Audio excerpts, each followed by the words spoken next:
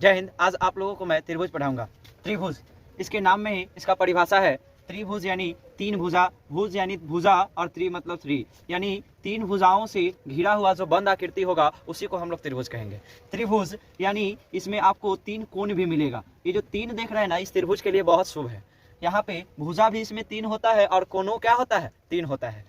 कोण भी तीन और भुजा भी तीन। लेकिन यहाँ डिफरेंस समझिएगा, बात को ध्यान से सुनिएगा। यदि यहाँ पे आपको कहीं कोई बोले कि ये क्या त्रिभुज है कि नहीं, तो आप ध्यान से देखिए, यहाँ पे खुला हुआ है। हमने अभी बतलाया कि वैसा बंद आकृति जो तीन भुजा से घिरा हुआ हो, बंद होना चाहिए चारों ओर से, और तीन भुजा होगा तो उसको नाम क्या पड़ेगा भाई, तो त्रिभुज पड़ेगा, उसको त्रिभुज कहेंगे। और तीन भुजा कहीं ना कहीं मिल रही है तभी ना बंद बनेगा। तो तीन जगह पर यहाँ पर इसमें क्या बनेगा, कोण बनेगा, तीन बिंदु पे कोण बनेगा, तब हम इसको क्या कहेंगे, त्रिभुज कहेंगे। अभी आपको हम बतलाएं कि इसमें तीन जो है बहुत शुभ माना जाता है। इसी के कारण यहाँ पर आप देख रहे होंगे कि भुजा के आधार पर भी इसको बांटा गया है तो तीन भागों में, और कोण के आधार पर भी बांटा गया है तो तीन भाग में बांटा गया है।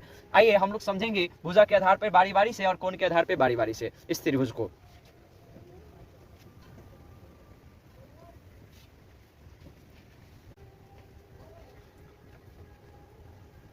भुजा के आधार पे त्रिभुज को तीन भाग में बांटा गया है। यहाँ पे आप देखिए, समबाहु त्रिभुज और समद्विबाहु त्रिभुज, विषमबाहु त्रिभुज। आइए इससे हम लोग स्टार्ट करते हैं। समबाहु त्रिभुज, बात को ध्यान दीजिएगा, यहाँ पे समबाहु यानी इसी के नाम में इसका परिभाषा छिपा हुआ है। अभी आप लोगों ने त्रिभुज के बारे में पढ़ा, त्रिभुज के बारे में जाना, इसमें क्या था, इसी के अंदर इसका परिभाषा छिपा हुआ है। तीन भुजा यानी त्रिभुज का बाह जो होगा ना, भुजा होगा। इसी कारण से यहाँ देख रहे हैं बाहु लिखा हुआ है, और यहाँ पर भुजा के आधार पे बांटा गया है तो इसमें बाहु भुजा ही इसमें मेन आएगा। और यहाँ देखिए लिखा हुआ है सम, और सम कहने का मतलब बराबर, और बाहु कहने का मतलब भुजा। तो आप समझ रहे होंगे थोड़ा थोड़ा कि वैसा त्रिभुज, त्रिभुज है तो तीन भुजा होगा, तीन कोण होगा, और वो भी बंद होगा तब त्रिभुज है। तो ये त्रिभुज है, लेकिन इसका सभी भुजा बराबर हो जाए तो क्या वो बन जाए, तो वो बन जाए समबाहु त्रिभुज। जिस त्रिभुज का सभी भुजा बराबर हो, ध्यान दीजिएगा, सभी भुजा बराबर होना चाहिए, तब वो क्या बनेगा, समबाहु त्रिभुज बनेगा। आइए हम लोग दूसरे त्रिभुज के प्रकार को देखते हैं, समद्विबाहु। ध्यान दीजिए, यहाँ पे द्विबाहु यानी दो भुजा बराबर है, और सम मतलब बराबर, और दो मतलब तो जान ही रहे, बाहु मतलब अभी आप समझ गए कि भुजा, त्रिभुज की बाहु, त्रिभुज का बाह यानी उसका भुजा। तो जिस त्रिभुज में दो भुजा बराबर होगा उसको क्या कहेंगे, समद्विबाहु त्रिभुज कहेंगे। जैसा कि यहाँ पर आप देख रहे हैं, यहाँ जो ये लाइनिंग में दे रहा हूं ना, ये दो देने का मतलब कि यहाँ भी दो, यहाँ भी दो, कहने का मतलब ये आपस में इसके सभी भुजा क्या है, बराबर है, तभी तो ये समबाहु त्रिभुज है। अब देखिए यहाँ पे हम एक त्रिभुज बनाए और इसमें ये दोनों को बराबर किए, और ये बेचारा अकेला है ना, यानी तीसरा भुजा जो होगा ये नहीं मिलेगा, दो भुजा आपस में समान रहेगा, तो उसको हम लोग क्या कहेंगे, समद्विबाहु त्रिभुज कहेंगे। यहाँ पे एक और है, इसमें विषम बाहु त्रिभुज। विषम बाहु त्रिभुज, विषम कहने का मतलब समझिए अलग अलग। देखिए अर्थ इसका समझना है, इसका समझना है, इसका समझना है। त्रिभुज के आधार पर जो भी त्रिभुज है आपको समझ में आ जाएंगे। सम मतलब बराबर, और बाहु यानी सभी भुजा बराबर। सम मतलब बराबर, और द्वि मतलब दो, यानी दो भुजा बराबर, तो समद्विबाहु त्रिभुज। अब विषम मतलब सब अलग अलग, कोई बराबर नहीं होगा, सब अलग अलग होगा। तो आप समझिए ये कौन सा त्रिभुज है, विषम बाहु त्रिभुज है, विषम बाहु त्रिभुज है। थोड़ा सा ये थोड़ा सा पीछे, समद्विबाहु त्रिभुज। समद्विबाहु त्रिभुज में एक और खास बात है क्या, कि इसके जो सम्मुख कोण होते हैं, सामने वाला, ठीक है, इसके सामने ये और इसके सामने ये भी आपस में बराबर होते हैं। सम्मुख कोण समद्विबाहु त्रिभुज में आपस में बराबर होते हैं, याद रखिएगा। चलिए अब हम लोग कोण के आधार पर त्रिभुज को देखेंगे। देखे ना, बताए थे आपको पहले कि तीन इसमें बहुत शुभ है, नाम से ही है भाई त्रिभुज, तो तीन तो ये लेकर चलेगा ना। तो कोण के आधार पर भी यहाँ पर त्रिभुज को कितने वर्ग में, तो तीन वर्गों में बांटा गया है। कौन कौन सा, उसे भी हम लोग बढ़िया से समझेंगे। सबसे पहला है न्यून कोण। न्यून कोण, तो पहले हम लोग न्यून कोण को समझ लेते हैं और फिर इसके बाद इस त्रिभुज को भी आप समझ जाइएगा। देख रहे हैं कि सब इसी का खेल है, शब्द का खेल है। जो शब्द को पकड़ लिया वो इस त्रिभुज की परिभाषा को बढ़िया से बना दिया और इसके बारे में जान लिया, यही है इसमें, और कुछ नहीं है। तो कोण के आधार पे आपको पहला मिल रहा है न्यून कोण। न्यून कोण क्या है भाई, तो न्यून कोण को समझिएगा। न्यून कोण 0 से अधिक और 90 से कम होगा तो वो क्या होगा, न्यून कोण होगा। 0 डिग्री से अधिक और 90 डिग्री से कम तो वो क्या होगा, न्यून कोण होगा।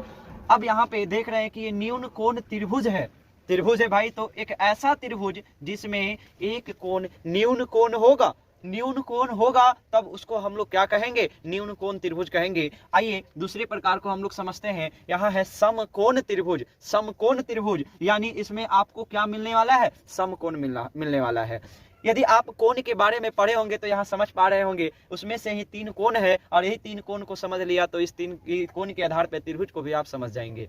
चलिए यहाँ पर इस 3 कोण को तो मैं बताऊंगा ही, यदि आपने कोण के बारे में नहीं पढ़ा है तो कमेंट कीजिएगा, उसके बारे में भी मैं आपको आगे कभी अगला वीडियो बना दूंगा। कोण भी कई तरह के होते हैं, जिसमें से आप अभी न्यून कोण को समझ लिए, और न्यून कोण समझ लिए तो वैसा त्रिभुज जिसमें एक कोण न्यून कोण होगा तो समझ लीजिए वो कौन त्रिभुज है, न्यून कोण त्रिभुज है। यहाँ पे समकोण त्रिभुज, पहले समकोण को समझिएगा। यहाँ से एक क्षैतिज रेखा पे यदि कोई सीधा आएगा रेखा और वो 90 डिग्री बनाएगा तो उसी को हम लोग समकोण कहते हैं, यानी 90 डिग्री जहां बनेगा वही समकोण है।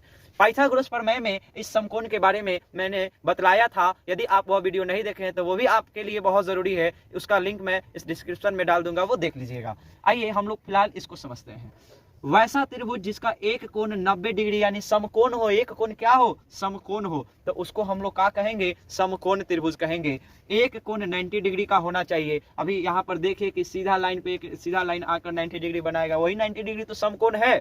तो कुछ समकोण त्रिभुज कुछ इस प्रकार से दिखता है, और अन्य जो 2 कोण बच जाते हैं ये दोनों मिलकर न्यून कोण होते हैं, न्यून कोण होते हैं। ठीक है, याद रखिएगा। एक चीज और आप गांठ बांध कर रख लीजिए, त्रिभुज पढ़ रहे हैं ना आप, और त्रिभुज पढ़ रहे हैं तो ये चीज याद रखिएगा कि इसमें जो तीनों कोण है ना, तीनों कोणों को योग करेंगे, जो इसका योगफल आएगा वो 180 डिग्री से ज्यादा नहीं आएगा। 180 डिग्री से ज्यादा आ गया तो वो त्रिभुज ही नहीं है। आप त्रिभुज की बात करो और उसमें से भुजे के उड़ा दो तो त्रिभुज होगा नहीं। उसी प्रकार से याद रखिएगा कि त्रिभुज के तीनों कोणों का योगफल कितना होता है, 180 डिग्री होता है। तो ये कोण के आधार पर बटे हुए हैं, तो इसमें न्यून कोण कह रहा है, तो एक कोण न्यून कोण, तो आप अगला को आप समझ जाइएगा कि अगला क्या होगा, यानी तीनों को मिलकर 180 होना चाहिए। तो कुछ यहाँ पे आपको समझ में आ रहा है कि जब 1 90 हो गया तो ये दोनों न्यून कोण में से ना 2 होगा, अब मिलकर 90 होगा तो ये कितना हो जाएगा, 180 हो जाएगा। यहाँ है अधिक कोण।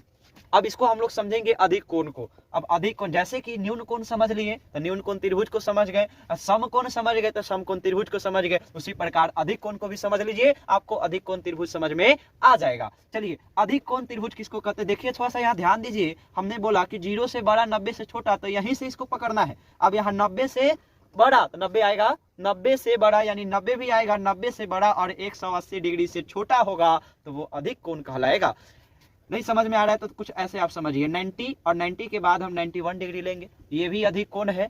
और इधर से हम इधर भी घसकाएंगे ना, 189 डिग्री, ये भी क्या है, अधिक कोण ही है, क्योंकि इससे छोटा और इससे बड़ा कोई भी नंबर आएगा, वो कोई भी डिग्री बनेगा, कितना डिग्री का भी कोण बनेगा वो अधिक कोण होगा। यदि 0 से बड़ा और 90 से छोटा है तो वो न्यून कोण होगा।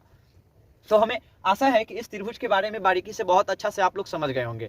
इस तरह के त्रिभुज के बारे में समझने के बाद ही इससे जुड़ा हुआ कई क्वेश्चन या कई थ्योरम होता है तो उसको आप बना पाइएगा।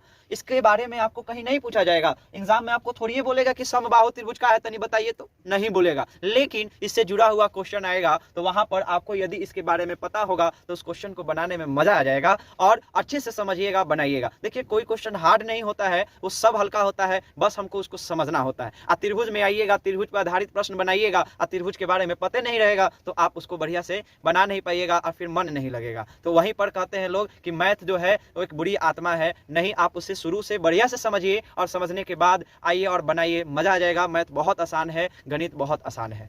अब मैं आप लोगों के लिए इसी तरह से और आगे वीडियो बनाता रहूंगा, कॉन्सेप्ट पे आधारित वीडियो रहेगा हमारा, और कोशिश करेंगे कि कभी कभी मैं आप लोगों के लिए कुछ क्वेश्चन भी लेकर आऊं जिससे आपको समझ में आए और क्वेश्चन को आप बना पाए। इसी तरह से आप लोग हमारे चैनल से, यानी हमारे या आपका परिवार जो है, इसको बड़ा करिए और इसे कई लोगों तक, अधिक से अधिक लोगों तक पहुंचाइए। तो इसी के साथ मिलते हैं नेक्स्ट वीडियो में। धन्यवाद, जय हिंद।